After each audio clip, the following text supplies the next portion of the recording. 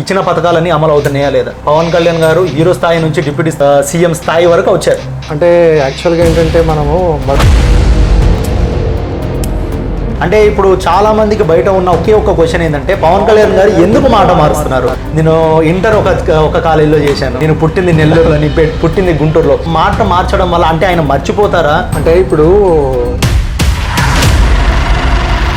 రాజకీయ నాయకుడు ఏంటంటే ఎప్పుడు ఆన్ రికార్డు ఉంటాయి. ఖచ్చితంగా ప్రజలు ముందు పవన్ కళ్యాణ్ గారు మేము బాప్టిజం తీసుకున్నాము అని దానిలో చెప్పారు, ఇప్పుడేమో నేను సనాతన ధర్మాన్ని పాటిస్తున్నాను అంటారు. అంటే ప్రజలకి ఇట్లా మాటలు మారిస్తే ఏమవుతుందంటే 30,000 ఆడపిల్లలు ఇట్లా కిడ్నాప్ అయ్యారు, వాళ్ళందరినీ తీసుకొచ్చే బాధ్యత నేను తీసుకుంటానన్నారు. అంటే ఎప్పుడు కూడా ఈ కూటమితో ఆయన క్లబ్ అయిన తర్వాత ఉప ముఖ్యమంత్రి అంటే 6,000తో సమానం. ఇప్పుడు ఏ పార్టీతో కలవకపోయినా షర్మిల గారు మళ్ళీ కలిసే అవకాశం ఉండొచ్చు అంటారా? అంటే వాళ్ళిద్దరు కలిసి పోటీ చేసే ఛాన్స్ ఉండొచ్చు అంటారా? ఇప్పుడు ఇటు సైడ్ చూసుకుంటే కిరాక్ ఆర్పి కానీ హైపర్ ఆది కానీ అంటే ఎట్లయిపోతున్నారంటే మనిషిని మిమిక్రీ చేయడం. వాళ్ళు మాట్లాడేది కామెడీ షోలు కాదు, ఇది సినిమా వ్యవస్థ కాదు, లేకపోతే బయట ఎక్కడన్నా రికార్డింగ్ డ్యాన్స్ కాదు. అంటే ఇప్పుడు ఒకవేళ వచ్చే ఎన్నికల్లో మళ్ళీ వైఎస్ఆర్సీపీ వచ్చే ఛాన్స్ ఉందంటారా మీరు? అందరికీ నమస్కారం, welcome back to our channel. ఈరోజు మనతో ఆంధ్రప్రదేశ్లో ఉన్న పాలన గురించి పూర్తి అవగాహన, అంటే ఇప్పుడు వైఎస్ఆర్సీపీ పాలన నుంచి ఇప్పుడు కూటమి పాలన అక్కడ వచ్చింది. సో ఈ సంవత్సరం పాలన అక్కడ ఎట్లుంది, అంటే ఎట్లా నడుస్తుంది, ఇచ్చిన పథకాలన్నీ అమలు అవుతున్నాయా లేదో అనేది కవి రచయిత సంగేపు శ్రీనివాస్ గారు మనతో ఉన్నారు. అన్న, మీరు కవి రచయిత కాబట్టి ఒక కావ్యంతో ఈ ఇంటర్వ్యూ ప్రారంభించాలని కోరుతున్నాను. అంటే ప్రజాస్వామ్యంలో నేను ఆశించింది అంటే ఎప్పుడైనా ప్రజాస్వామ్యంలో మంచి మార్పులు రావాలి, రాజకీయాలు బాగుండాలి అనేది అంటే ఎప్పుడు నేను యాస్పిరెంట్గా ఉన్నాను. యాస్పిరెంట్గా ఉండడంతో మీకు ఒక పోయం నేను రాసుకున్నది మీకు వినిపిస్తాను. రౌడీలు రాబందులు రాజ్యాలు ఏలుతుంటే, రాజకీయ వ్యాపారులు అధ్యక్ష అంటుంటే, చిల్లులున్న కుండలోన జనం నీరు పోస్తుంటే, ఓటు అనే ఆయుధాన్ని నడి బజారులు అమ్ముకుంటే, చదువుకున్న యువతేమో దేశాలు దాటుతుంటే, భరత జాతి అభివృద్ధి గడప దాటి కదలనంటే, స్వర్ణ యుగం వచ్చేది ఎప్పుడంటూ నిలదీస్తూ, నాలో నరం నరం రగులుతోంది ప్రశ్నలై సంధిస్తూ, కాలికేమో గజ్జగడత ఊరూరా చుట్టుముడత, ఉప్పెనలా దూసుకొస్తా మాటలతో రగిలిస్తా, చైతన్యపు దివిటీలను ఊరూరా వెలిగిస్తా, కదలి రండి యువకులార కొత్త రక్తమెక్కిస్తా, కులం పేర మతం పేర ఓట్లడిగే గాడిదలను మా ఆడబిడ్డ గాజులేసి గల్లీ గల్లీ ఊరేగిస్తా, కొత్త తరం నాయకులను చట్ట సభలకు పంపిస్తా, మళ్ళీ అసెంబ్లీలోనే కలుస్తా. చాలా బాగా చెప్పారన్న, థ్యాంక్ యూ. సో ఇప్పుడు ఈ కవి రచయిత అంటే మీరు ఎట్లా వచ్చారని ఇప్పుడు ఇదంతా చేశారు, మీ సొంతంగా చేశారు అని ఇదంతా? అవును, నేనే రాసుకున్నాను, నేనే రాసుకుంటాను సొంతంగా. నాకు మొదటి నుంచి కవితలు రాయడం చాలా ఇంట్రెస్ట్. అంటే ఆస్పిరెంట్ అంటే పొలిటికల్ చేంజ్ కావాలని ఎప్పటి నుంచో ఉంది. అది ఎవరు పొలిటికల్ చేంజ్ మార్పు తీసుకొస్తారంటే కూడా ఖచ్చితంగా నేనేదో పార్టిసిపేట్ చేయాలి, నేను దాంట్లో పాలు పంచుకోవాలనే ఎక్కువగా నాకు అది ఉంటుంది, అది మొదటి నుంచి. అందుకని ఇటువంటి ఎక్కువగా వస్తాయి. అంటే నా వంతు నేను ఏదైనా చేయగలిగితే మాత్రం ఖచ్చితంగా చేస్తాను. సో మీరు ఏం చదువుకున్నారన్న? నేను డిగ్రీ చేశాను. సో ఫ్యామిలీ ఇదంతా ఇక్కడనేనా? లేదు, మాది యాక్చువల్గా ఖమ్మం డిస్ట్రిక్ట్, అంటే ఉమ్మడి ఖమ్మం. ఇప్పుడు భద్రాద్రి కొత్తగూడెం కొత్త జిల్లా అయింది కదా, అక్కడ పాలనుంచి మాది యాక్చువల్గా. నేను ఇప్పుడు హైదరాబాద్లో ఉంటున్నాను. సరేనా, అసలైన పాయింట్కి వచ్చేద్దాం. వైఎస్ఆర్సీపీని అక్కడ తీసేసి కూటమి పాలనకు ఛాన్స్ ఇచ్చారు ఆంధ్రప్రదేశ్ ప్రజలు. సో అక్కడ ఇప్పుడు సంవత్సరం అయింది. సో పాలన ఎట్లా నడుస్తుంది, ఇచ్చిన పథకాలన్నీ అమలు అవుతున్నాయా లేదా? పవన్ కళ్యాణ్ గారు హీరో స్థాయి నుంచి డిప్యూటీ సీఎం స్థాయి వరకు వచ్చారు. సో వాళ్ళ గురించి మీరు ఏం చెప్పాలంటున్నారో చెప్పండి. అంటే యాక్చువల్గా ఏంటంటే మనము మొదటి నుంచి కూడా అంటే తెలుగు రాష్ట్రాలు పావర్టీ, బిలో పావర్టీకి సంబంధించిన ప్రజలు ఎక్కువ మంది ఉంటారు. అంటే యాక్చువల్గా ఏంటంటే సంక్షేమ పథకాలు ఇచ్చిన దేశాలు కూడా చాలా వరకు సంక్షేమం మీద ఆధారపడ్డ దేశాలు చాలా వరకు ఏంటంటే ఆర్థికంగా కూడా చిన్న భిన్నమైపోయాయి. అట్లా చిన్న భిన్నమైన పొజిషన్లు ఏంటంటే సంక్షేమం అనేది పూర్తిగా ప్రజలు డిపెండ్ కాకుండా ఉండలేరు, కానీ డిపెండ్ అవ్వాల్సిన అవసరం ఉంది. అంటే జగన్ గారు ఏంటంటే ఎప్పుడైనా అంతకుముందు పాలన ఏంటంటే సంక్షేమ కార్యక్రమాల దిశగా చాలా వరకు కార్యక్రమాలు జరిగాయి, ఇచ్చిన హామీలన్నీ నెరవేరాయి. అంటే బిలో పావర్టీకి ఎక్కువ ప్రజలకు రీచ్ అయింది. ప్రజలకు రీచ్ అయినప్పుడు ఏంటంటే సంక్షేమానికి కాస్త అలవాటు పడ్డ ప్రజలు, అంటే సంక్షేమం అక్కడ ఇచ్చిన హామీలు ఎమ్మటే నెరవేరయ్యాయి. ఇప్పుడు కూటమి పాలన వచ్చిన తర్వాత ఇంకా హామీలు, వాళ్ళు ఇచ్చిన హామీలు అంటే వాళ్ళకంటే వీళ్ళు ఎక్కువ ఇస్తామని, సూపర్ 6 అని చాలా వరకు అనౌన్స్ చేశారు వాళ్ళు పథకాలు. అంటే అవి ఎప్పుడైతే రాలేదో వీళ్ళు కూడా ఏంటంటే ఇంతకుముందు పాలనే బాగుంది కదా, కూటమి పాలన కంటే వీళ్ళు ఏదో చేస్తామన్నారు కానీ చేయలేదు, జగన్ గారి మాకు ఆయన పాలనలో ఖచ్చితంగా అందాయని ప్రజలు ఉంటున్నారు. కాస్త అసహనంగా ఉన్నారు కూటమి పాలన. అంటే అప్పుడు ఇచ్చిన పథకాలకు చాలామంది ఏమన్నారంటే ఉచిత పథకాలని ఇచ్చి ప్రజల్ని సోమరిపోతుల్ని చేస్తున్నారు రాజకీయ నాయకులు అనేసి చాలామంది ప్రజలు కూడా అన్నమాట. దీని గురించి మీరేమంటారు? అంటే సోమరిపోతుల్ని చేస్తున్నారు అనేది మాట కరెక్ట్ కాదు. ఎందుకు కరెక్ట్ కాదంటే నిజంగా మనకి పాలన బాగుండాలి, నిజంగా అంటే సంక్షేమం దిశగా ప్రతి ఇంటికి డబ్బులు వెళ్ళినప్పుడు, అంటే ప్రతి ఇంటికి డబ్బులు వెళ్ళాయా లేకపోతే సంక్షేమ పథకం రూపంలో వాళ్ళు లబ్ధి పొందారా అనే దానికి ఇంటికి ఇచ్చి సోమరిపోతులు కాదంటే వాళ్ళు ప్రజలు ఆర్థికంగా బయటపడటానికి ఎటువంటి పథకాలు ఉండాలి అంటే సంక్షేమం మీద పూర్తిగా ఆధారపడాల్సిన అవసరం మంచిది కాదు. కానీ సంక్షేమం మీద ప్రజలు ఎందుకు ఆధారపడుతున్నారు అని రాజకీయ నాయకులు ఆలోచించాలి. అంటే ఈ పథకాల మీద కాకుండా వీళ్ళు ఇండిపెండెంట్గా ఇండివిజువల్గా రేపొద్దున ప్రజలు ఏ సంక్షేమం గురించి ఎవరు డబ్బులు ఇస్తారని ఎదురు చూడకుండా వాళ్ళు ఆర్థికంగా వాళ్ళు ఫైట్ని ఎదుర్కోవడానికి సిద్ధంగా ఉండాలంటే ఆ కార్యక్రమాలు ఎలా చేపట్టాలనేది రాజకీయ నాయకులకు రావాల్సిన పరిణితి అది. అంటే ముందు ఈ ప్రశ్న వాళ్ళ దగ్గర నుంచి మొదలవ్వాలి. అంటే ఇప్పుడు మామూలుగా ఏంటంటే ఈ బిలో పావర్టీకి పేదరికానికి అంటే దిగువ పేదరికానికి ఉన్న కారణాలు ఎక్కడ మొదలయ్యాయి, అంటే ఎందుకు మనం ఇలాంటి పేదరికంలో ఇలాంటి తెలుగు రాష్ట్రాలు కొంచెం మగ్గుతున్నాయి అనే దాని మీద వాళ్ళు ఏదన్నా కార్యక్రమాలు చేపడితే ఖచ్చితంగా దీనికి సమాధానం మాత్రం ప్రజల కంటే కూడా నాయకుల దగ్గరే ఉంది. సో ఇప్పుడు పవన్ కళ్యాణ్ గారు ఉన్నారు. సో సినిమా హీరో నుండి ఇప్పుడు డిప్యూటీ సీఎం స్థాయి వరకు వచ్చారు. సో ఆయన ఫస్ట్ నుంచి రాజకీయాల్లో పోటీ చేసారు. ఫస్ట్ టైం అసలు ఏం గెలవలేకపోయారు, ఏ స్థానంలో గెలవలేకపోయారు. ఇప్పుడు ఏకంగా డైరెక్ట్ డిప్యూటీ సీఎం స్థాయికి వచ్చారు. సో ఆయన గురించి మీరు ఏం చెప్పాలనుకుంటున్నారు? అంటే యాక్చువల్గా అంటే పవన్ కళ్యాణ్ గారు రావడానికి అంటే రాజకీయాల్లోకి వచ్చే ముందు చాలామంది నాయకులు కానీ సినిమా హీరోలు కానీ చాలామంది రాజకీయాల్లోకి వచ్చారు.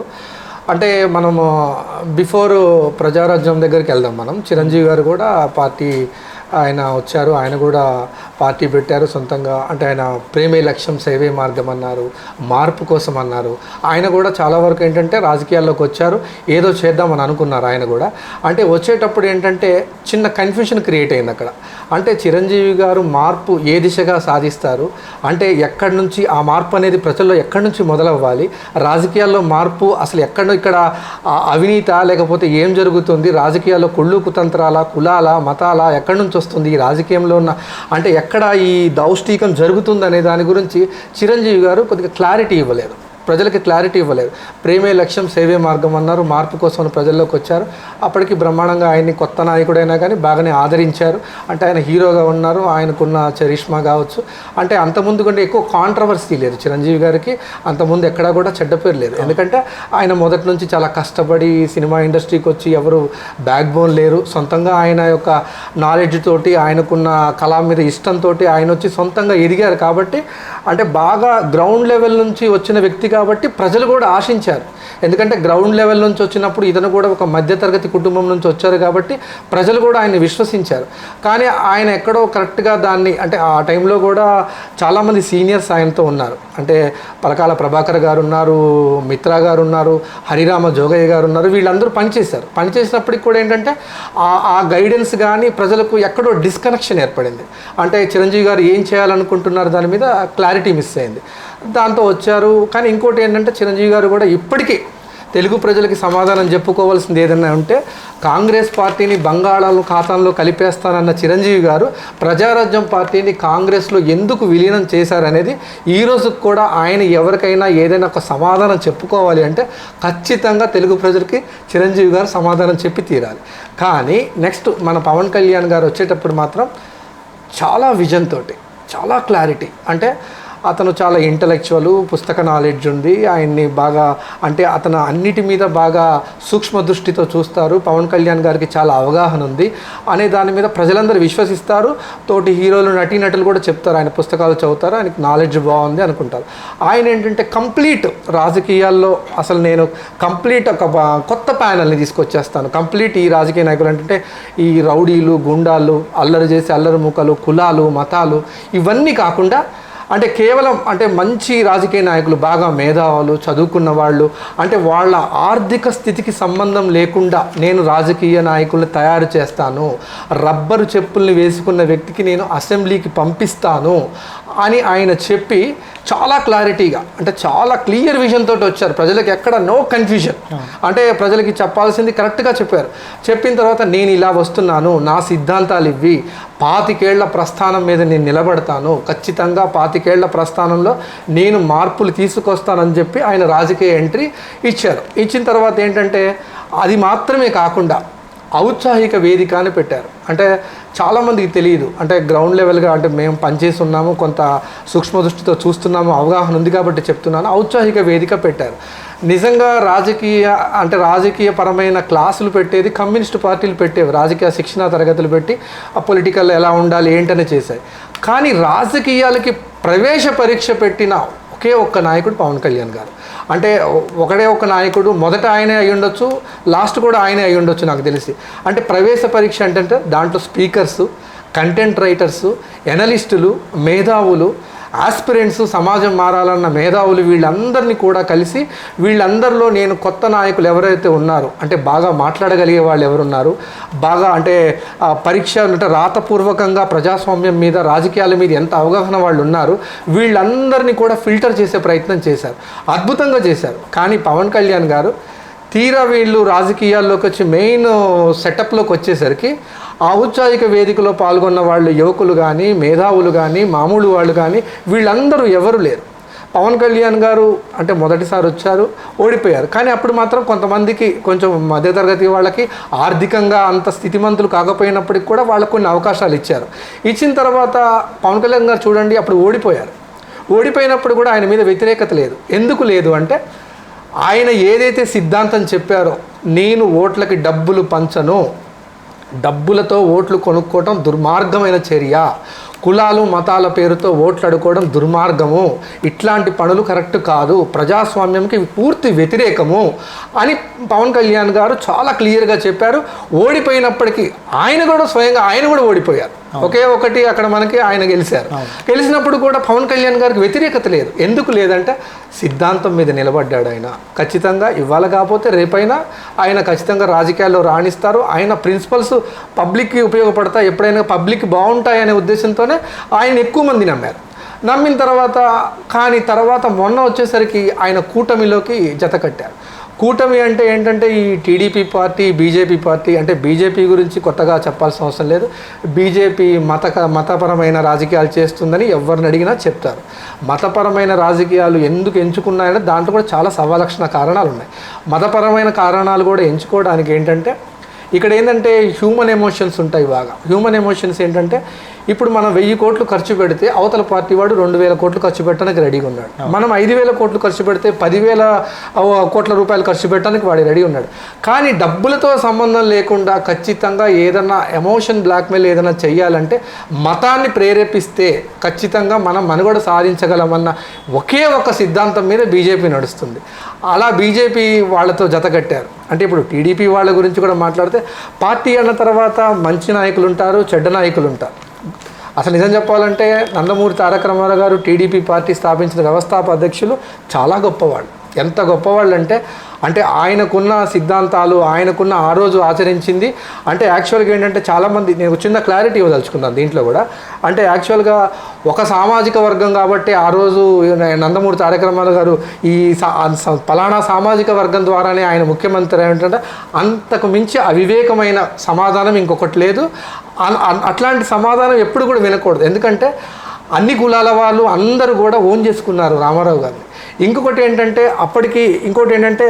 రెడ్డి, చాలా వరకు ఏంటంటే రెడ్డి కులంకి సంబంధించిన వాళ్ళు ఆ రోజు ఎక్కువ రాజకీయాల్లో ఉన్నారు. అంటే ఈ కమ్మ సామాజిక వర్గానికి అరాకొర ఉన్నారు. కానీ వీళ్ళు ఏంటంటే ఈ సామాజిక వర్గంలో ఎంటర్ప్రీనర్స్ ఉన్నారు, అంటే కమ్మ సామాజిక వర్గం ఎంటర్ప్రీనర్స్ ఉన్నారు, బాగా మాట్లాడే తత్వం ఉన్నారు, ఆర్థికంగా కూడా కొంచెం బాగా ఉన్నారు. అంటే సామాజిక అంశాల పట్ల వీళ్ళకి అవగాహన ఉంది. మేమెందుకు రాజకీయాల్లోకి రాకూడదు అనేది వీళ్ళలో ఉంటే దాన్ని ఎన్టీఆర్ గారు ఏంటంటే మామూలుగా జనరలైజ్డ్గా ఆయన ముందుకెళ్ళిపోయారు. ముందుకెళ్ళిన తర్వాత మా సామాజిక వర్గం నుంచి కూడా ఒక నాయకుడు వచ్చాడని సామాజిక వర్గం వాళ్ళు ఓన్ చేసుకున్నారు. కానీ ఎన్టీఆర్ గారి ఇంటెన్షన్ అది కాదు. ఎందుకంటే ఎన్టీఆర్ గారికి చదువుకున్న వాళ్ళైనా, మేధావులైనా, అన్ని కులాల వాళ్ళైనా, మతాల వాళ్ళైనా దేవుడు తీరుగా కొలిచేవాళ్ళు. అట్లాంటి మేధావి ఎన్టీఆర్ గారు లాంటి వాళ్ళు కూడా ఉన్నారు. ఇదే పవన్ కళ్యాణ్ గారు ఏంటంటే ఇటువంటి పార్టీలు అంటే టీడీపీలో అంటే దాంట్లో కూడా అక్రమంగా సంపాదించిన వాళ్ళు ఉన్నారు, అక్రమంగా పైకొచ్చి రాజకీయాల్లో ఉన్నవాళ్ళు ఉన్నారు. అంటే వీళ్ళని పవన్ కళ్యాణ్ గారు తెలియకుండానే వీళ్ళందరితో ఏకమయ్యారు కదా, క్లబ్ అయ్యారు కదా. అంటే జనసేన పార్టీ నేరుగా డబ్బులు పంచకపోవచ్చు, కానీ దాంట్లో టీడీపీ ఉంది, బీజేపీ ఉంది, జనసేన ఉంది. అంటే ఈ 3 పార్టీలకు సంబంధించి ఓట్లకి డబ్బులు వెళ్ళాయంటే పవన్ కళ్యాణ్ గారు కూడా డబ్బులు పంచినట్టే కదా. అంటే ఆయన సిద్ధాంతం అనేది పూర్తిగా నిర్వీర్యం అయిపోయింది కదా. అంటే రాజకీయాల్లో మార్పు అనేది ఒక ఎన్నికలకో 10 సంవత్సరాలకో కాదు. అంటే ఇది కొత్త ప్యానెల్ సెట్ చేయాలంటే 25 ఏళ్ల ప్రస్థానం అన్నారు. నిజంగా 25 ఏళ్ల ప్రస్థానమే. నిజంగా మనం మాట్లాడితే ఒక అంగవైకల్యాన్ని జయించడానికి టీకా అవసరం, టీకా వేసుకుంటే అంగవైకల్యం రాదు అన్న దాని మీద చాలా ఏళ్ళు పట్టింది ప్రజలు నమ్మడానికి. అంటే ఆ చైతన్యానికి అంత టైం పెట్టినప్పుడు ఈ కులాలు, మతాలు, డబ్బులు ఇవన్నీ కూడా చాలా సంవత్సరాల నుంచి బాగా లోపల బాగా కుళ్ళిపోయిన దశలో ఇవన్నీ పూర్తిగా మార్చాలన్నప్పుడు ఖచ్చితంగా టైం పడుతుంది. ఇంకోటి ఏంటంటే పవన్ కళ్యాణ్ గారికి ఉన్న నాయకుడికి ఉన్న ఒక అద్భుతమైన అవకాశం ఏ నాయకుడికి లేదు. ఎందుకు లేదంటే ఏదన్నా ఒక మీటింగ్ పెట్టాలంటే జనాలు ఖచ్చితంగా సమీకరించాల్సిందే, కానీ పవన్ కళ్యాణ్కి సమీకరించాల్సిన అవసరం లేదు. బిర్యానీలు పంచాల్సిన అవసరం లేదు. అరే వాళ్ళందరూ స్వచ్ఛంగా తరలి వచ్చి నీ దగ్గర ఒక 100 ఉన్నాయా, నా దగ్గర ఒక 200 ఉన్నాయని స్వచ్ఛందంగా వెళ్తారు. ఖచ్చితంగా మీటింగ్ అటెండ్ అవుతారు, పవన్ కళ్యాణ్ గారు స్పీచ్ చూస్తారు, మామూలుగా అందరూ కూడా సంతోషిస్తారు. కానీ ఈ నాయకుడికి ఉన్న అంటే అతనికి ఉన్న అవకాశాలు, పవన్ కళ్యాణ్ గారికి ఉన్న అవకాశాలు, పవన్ కళ్యాణ్ గారికి 100 కోట్లు కావాలట అనే నోట్లో నుంచి బయటికి వెళ్ళే ముందు 1000 కోట్లు ఇవ్వడానికి రెడీగా ఉన్నారు. అంటే అతనికి అంత ఆర్థికంగా కూడా అంత స్థితిమంతులు అతన్ని ముందు ప్రేరేపించడానికి చాలామంది ఉన్నారు. కానీ ఇటువంటి వ్యక్తి చాలా చేయడానికి అవకాశాలు ఉన్నాయి. చాలా చేయటానికి నిజంగా ప్రజాస్వామ్యంలో మార్పు తీసుకురావాలంటే ఖచ్చితంగా వస్తుంది. ఎందుకు వస్తుందంటే ఇదంతా సైకిల్. మనం ఎక్కడైతే తిరిగి వస్తున్నామో మళ్ళీ అక్కడికి రాక తప్పదు. ప్రజలు మళ్ళీ అక్కడికి వచ్చి ఆలోచించి మళ్ళీ అక్కడికి వస్తారు. కానీ పవన్ కళ్యాణ్ గారు కొంతకాలం ఓపిక పడితే బాగుండేది అని నా పర్సనల్ ఒపీనియన్. ఎందుకంటే అతను ప్రిన్సిపల్స్ మామూలు ప్రిన్సిపల్స్ కావవి, చాలా గొప్ప ప్రిన్సిపల్స్ అవి. అంటే ఆయన అలా ఆలోచించారు. నాకు చాలామంది అంటున్నారు, ఇదే మాట్లాడుతున్నారు, పవన్ కళ్యాణ్ గారు మరి ఇండివిజువల్గా వచ్చి ఓడిపోయారంటే గొప్ప వాళ్ళు ఓడిపోయారండి. అంబేద్కర్ గారు ఓడిపోయారు, వావిలాల గోపాలకృష్ణయ్య గారు ఓడిపోయారు, ఎంతమంది మేధావులు మహామహులు ఓడిపోయారు. అంటే ప్రజలు తిరస్కరించారనేది ఎన్టీఆర్ గారు కూడా ఓడిపోయారు కదా. అంటే ప్రజలు తిరస్కరించేది అనేది కదా శాశ్వతమైన తిరస్కారం కాదు, ఒకవేళ గెలిచినా కానీ శాశ్వత పరిష్కారం కూడా కాదు. అది దాని దిశగా పవన్ కళ్యాణ్ గారు ఈ కూటమిలో ఉన్నారు. ఇది ఇంకొకటి అన్న, ఇప్పుడు పవన్ కళ్యాణ్ గురించి ఇంతగానం చెప్తున్నారు కాబట్టి, అంటే ఇప్పుడు చాలా మందికి బయట ఉన్న ఒకే ఒక క్వశ్చన్ ఏంటంటే పవన్ కళ్యాణ్ గారు ఎందుకు మాట మారుస్తున్నారు? నేను ఇంటర్ ఒక కాలేజీలో చేశాను, నేను 10th ఒక దగ్గర చదివాను, నేను పుట్టింది నెల్లూరులో, పుట్టింది గుంటూరులో అనేసి ఒక 10 దగ్గర, ఎందుకంటే అందరూ చూస్తున్నారు సోషల్ మీడియాలో. ఆయన ఎందుకు అట్లా మాట్లాడడం వల్ల, అట్లా మాట మార్చడం వల్ల అంటే ఆయన మర్చిపోతారా లేకపోతే ఏంది? దాని గురించి ఒకసారి మీకేమైనా తెలిస్తే చెప్పండి. అంటే ఇప్పుడు ఎక్కడ పుట్టినా కానీ ఆయన ఎదిగారు పవన్ కళ్యాణ్ అందరికీ తెలుసు. ఆయన పుట్టుక ఎక్కడ అనేది ఆయనకి తెలుసు. కానీ ఆయన ఏదైనా మర్చిపోయి చెప్పుండొచ్చు, లేకపోతే ఆ ఫ్లోలో అలా ఉండొచ్చు. అంటే ప్రజలకి ఆయనకి తెలుసు కదా ఎక్కడ అనేది. అంటే దానివల్ల పెద్ద ఇదేముంది, ఎక్కడైనా మనిషి పుడతాడు, ఎక్కడైనా ఏ ప్రాంతంలో అయినా పుట్టుండొచ్చు. కానీ రాజకీయ నాయకుడు ఏంటంటే ఎప్పుడు ఆన్ రికార్డు ఉంటాయి, ఏది మాట్లాడినా కానీ ఖచ్చితంగా ప్రజలు మళ్ళీ రివైండ్ చేసుకునే అవకాశం ఉంది. మిగతా వాళ్ళకి ఎక్కడ లేదు అది. ఖచ్చితంగా సినిమా వాళ్ళు కానీ రాజకీయ నాయకులు కానీ ఆన్ రికార్డు. ఎందుకంటే ఇవన్నీ ఎందుకంటే ఇప్పుడు అంతకుముందు పవన్ కళ్యాణ్ గారు మేము బాప్టిజం తీసుకున్నాము అని దానిలో చెప్పారు, ఇప్పుడేమో నేను సనాతన ధర్మాన్ని పాటిస్తున్నాను అంటారు. అంతకుముందు మా డాడీ అసలు ఏంటది దీపానికి సిగరెట్ వెలిగించుకున్నారు అన్నారు, ఇప్పుడేమో సనాతన ధర్మమే చిన్నప్పటి నుంచి పాటిస్తున్నాం అంటున్నారు. అంటే ఒక మాట మార్పుకి అసలు ఏమంటారు, అసలు రీజన్ అంటే దేనికి? అంటే ప్రజలకు ఇట్లా మాటలు మారిస్తే ఏమవుతుందంటే తన మీద కొంచెం విశ్వసనీయత పోతుంది. అంటే రాజకీయ నాయకుడు ఖచ్చితంగా ఒక అవగాహన ఉండాలి మాట్లాడేటప్పుడు. ఆన్ రికార్డు ఏమున్నా కానీ ట్రాన్స్పరెంట్ మన జీవితం. ఒక్కసారి ప్రజాక్షేత్రంలోకి వచ్చాక మన జీవితం గురించి వందలాది మంది, వేలాది మంది, లక్షలాది మంది మాట్లాడుకుంటారు.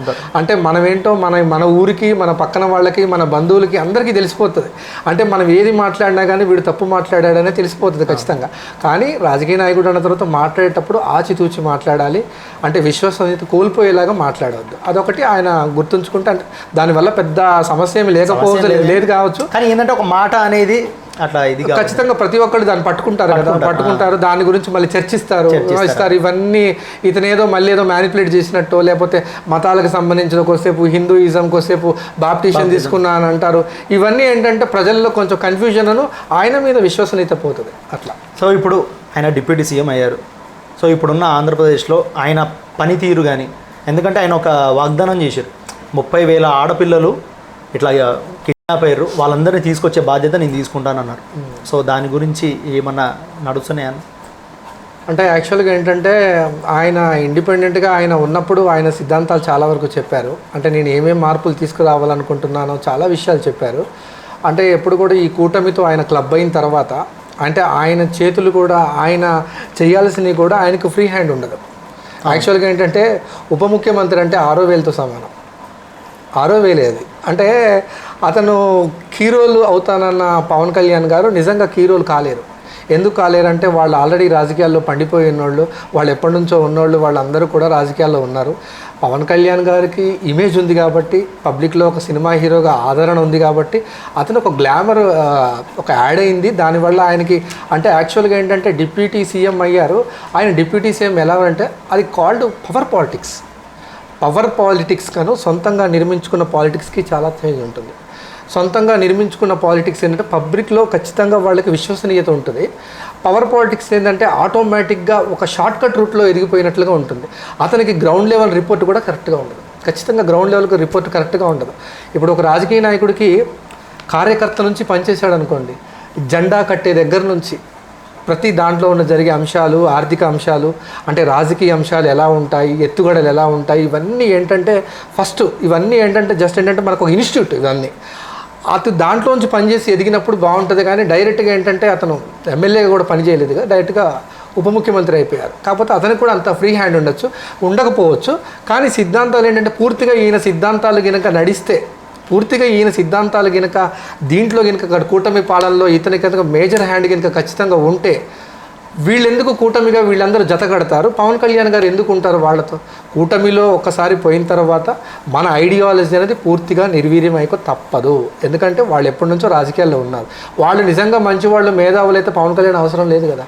సో ఒకవేళ కూటమి విడిపోయి పవన్ కళ్యాణ్ గారు సింగిల్గా పోటీ చేస్తే పిఠాపురంలో కానీ ఎక్కడైనా కానీ ఆయన గెలిచే ఛాన్స్ ఉందంటారా? కూటమితో విడిపోయి సింగిల్గా పోటీ చేస్తే ఉండొచ్చు, అవకాశాలు ఉండొచ్చు.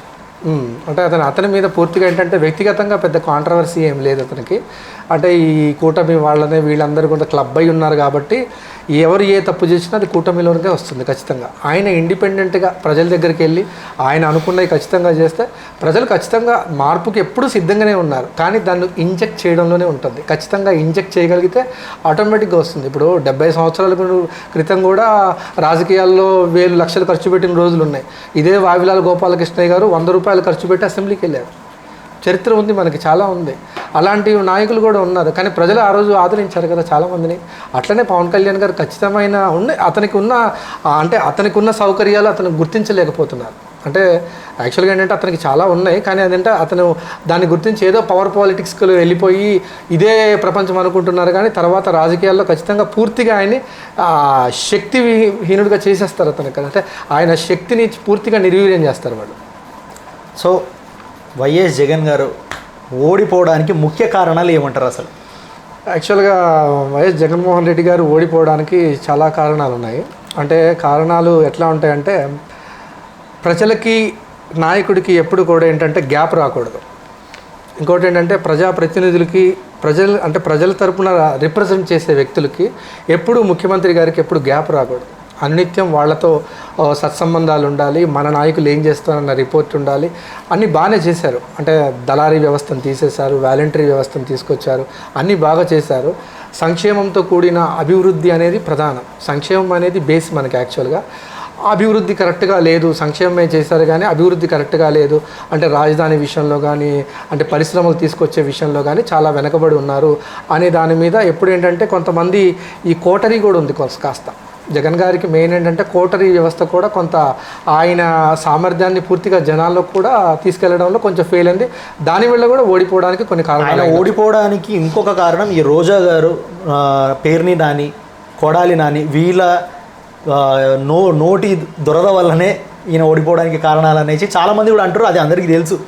ఎందుకంటే ఇప్పుడు మనము రాజకీయంలో ఉన్నామంటే మన మాట ప్రతిదీ జనాల దాకా పోతుంది. ఖచ్చితంగా. సో వాళ్ళు మాట్లాడే ప్రతి మాట కొంచెం ఆచితూచి కొంచెం మంచిగా ఉండేటట్టే మాట్లాడాలి. కానీ వాళ్ళు ఏంటంటే ఆ నోటి దురద వాళ్ళు ఇష్టం వచ్చినట్టు మాట్లాడడం వల్ల ఆ ఎఫెక్ట్ అని మీరు రెడ్ బుక్ మేము బ్లూ బుక్ అన్నట్టున్నారు. అంటే బుక్లో రాసుకున్నా రాసుకోకపోయినా పర్లేదు కానీ వాళ్ళు గుర్తుపెట్టుకుని అన్నారు. 7 సముద్రాలు దాటినా కానీ తీసుకొస్తాను వాళ్ళని అన్నారు. అంటే ఆయన అది ఫ్లోలో అని ఉండొచ్చు, ఎందుకంటే విసిగిపోయి ఉంటారు కదా, ఇట్లాంటి మేము కక్షలు తీర్చుకుంటాం, మేము బుక్లో పేర్లు రాసుకుంటాం అనేది అది కరెక్ట్ చర్య కాదు. అంటే జగన్మోహన్ రెడ్డి గారు కూడా ఇంకా డిగ్నిఫైడ్గా మాట్లాడాల్సిన అవసరం ఉంటే బాగుండేది. ఇంకొంచెం అట్లా ఇప్పుడు వాళ్ళకి ఈయనకి తేడా ఉండాలి కదా ఖచ్చితంగా. అట్లా ఉంటే మాట్లాడితే బాగుండేది అనిపించింది. సో ఇప్పుడు వైఎస్ జగన్ గారు వచ్చే ఎలక్షన్స్లో వేరే ఏ పార్టీతో అయినా పొత్తు పెట్టుకునే అవకాశం ఉందంటారా మీ దృష్టిలో? అంటే ఇంతవరకు ఎప్పుడు కూడా వైఎస్ జగన్మోహన్ రెడ్డి గారు మొదటి నుంచి మనం పరిశీలిస్తే ఇంతవరకు పొత్తు అనేది లేదు, ఎవరితో పొత్తు పెట్టుకోలేదు, సింగిల్గానే పోటీ చేశారు, మళ్ళీ సింగిల్గానే వస్తారు అనుకుంటున్నాం. సో అన్న, అమరావతిని సింగపూర్ చేస్తా అన్నారు. సో ఇప్పుడు ఈ కూటమి పాలనలో ఆ సింగపూర్ సాధ్యం అవుతుంది అంటారా?